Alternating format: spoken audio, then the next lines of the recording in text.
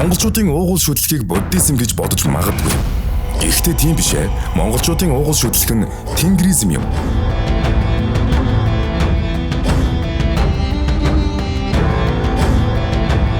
Тенгризм бол байгаль орчинтойгоо зохицон амьдрах сэтгэлгээнээс үүсэлтэй. Тэнгэр шүтлэх шүтлэх нь нүүдэлчин соёлтой шууд холбоотой бөгөөд тэнгэр шүтлэгт нь тэнгэр газар, байгаль дэлхий, өвөг дээдсийн онго сахиус зэрэг нь бүх хүн төрлөختнийг харж хамгаалдаг хэмээн үзэж, орчлон ертөнцийг үүсгэн бүтээж, эзэмд нь захирагч хүчирхэг онго тэнгэрүүд болох хөх мөнх тэнгэр, эцэг тэнгэр, их газар зэргийг сүсэглэн шүтдэг.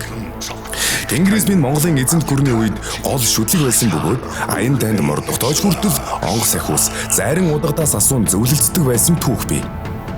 13 дугаар зуунаас Чингис хаан ба түүний залгамжлагчид мөн үгээрч дуусахгүй 14 дугаар зуунд Алтан ордын Үзбек хаан исламын шашинд шүтэх хүртлээр тенгризмийг шүтэж байна.